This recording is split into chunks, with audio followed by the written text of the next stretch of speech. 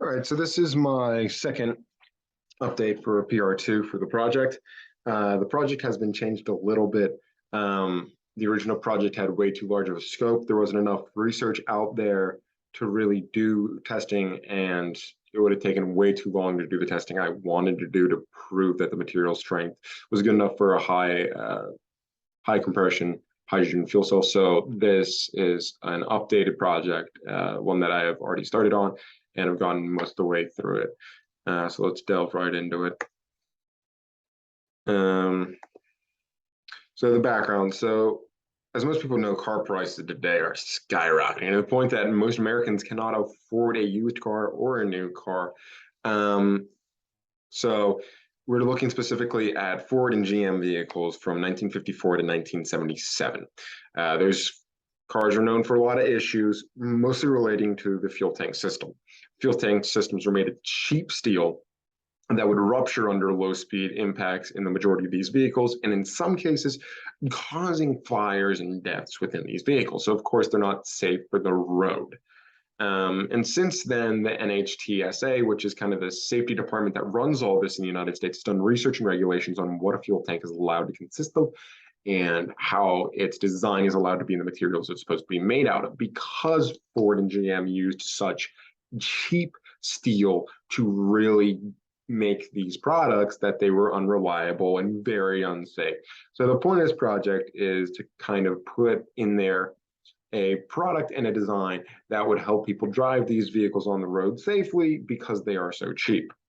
So the missing part of this study is that I wanted a stronger, more lightweight aluminum to not deal with weight distribution problems, because this cheap steel was so fucking light and so light that it was very cheap and very prone to rupture. But I still want to have that very light aspect, but not have it be structurally unsound and very unsafe. The missing part of the structure.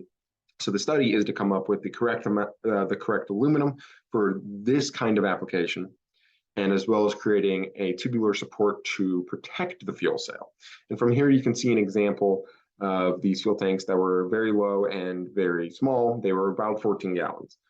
So everything here, and a lot of these fuel tanks were used in many different vehicles from this era. So the fuel tank designed in this project will fit any of those cars with a bracket implementation. And over here, you can see the result of that is fires. So that goes into the objectives, is to redesign these problematic 14-gallon fuel tanks that are seen in an economy line Ford and GM vehicles from the 1954 to 1977 era, create a tubular support structure for the fuel tank replacement so that it's even more structurally sound, and run testing on the fuel tank to see if it meets the industry standards and the requirements. So this is the first design of the fuel cell. And another one of these problems is the location of the filler tube that connects to the outside of the vehicle and the gas tank. So I've kind of gone away from that whole idea and just created a fuel cell that would go in the same place, but be deposited fuel in the trunk. So the tubular support structure is not made yet. I'm still working on fitting that to the fuel cell, but I've created this fuel cell to make it fit within all of these vehicles and to negate frame problems and interference. So here you can see the model and the geometry aspect of the fuel cell on the left, and you can see the mesh on the right. So it is run right now with the material that we will talk about later, and the mesh size is around 1 centimeter for each element. For my research and for my studies, 1 centimeter seems to be the correct amount to have on the element scale.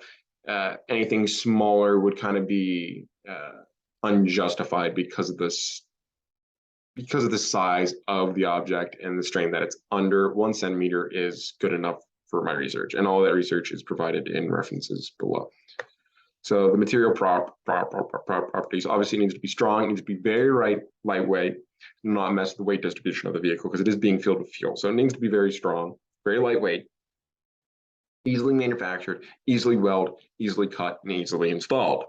So because of this, I'm obviously going to go with aluminum. And a similar kind of issue happened in the aerospace industry, where their fuel on their turbines was very unsafe, the way that their fuel tanks are come. So they came up with a aerospace grade aluminum called 775 T6 aluminum, which meets all these requirements. very strong, very lightweight, very easy to work with, very easily weldable, and it's somewhat cheap. Now, it's more expensive than regular aluminum, but for these processes and this product, it is one of the cheaper materials that I could use for it. The data that's shown on the other page assumes the material to be elastic and is given from a company called Aerospace Specific Material Inc. We can look at those materials. Now it gives the ultimate tensile strength is 572 megapascals or 8,300 psi, fiber 3 MPa, and 73 for tensile yield strength. And for the majority of these kind of, these incidences, for a 40 or 50 mile an hour accident in transfer of magnitude on the rear and on the object itself, it would only create around 372 to 421 MPAs of force on it. So that's way below the tensile strength. And of course, the welds are going to be stronger than the actual material themselves. So it meets the strength requirement. And you can look at the fracture, the shear modulus, and elongation break as well to see that it fits within the scope of the project and the scope of the product and the design. So just a little real quick note, because I switched projects, I actually had the cylinder all modeled out, and it was only through testing that I realized that the scope was way too large to actually feasibly do. So the tubular structure for the fuel cell is in the middle of being designed, but I ran out of time for this update to create it and to actually make a mesh for it as well.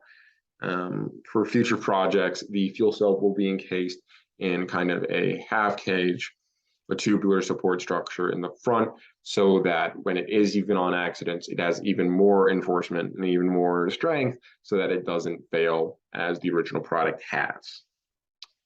Thank you very much. And this has been my, my PR2. Thank you.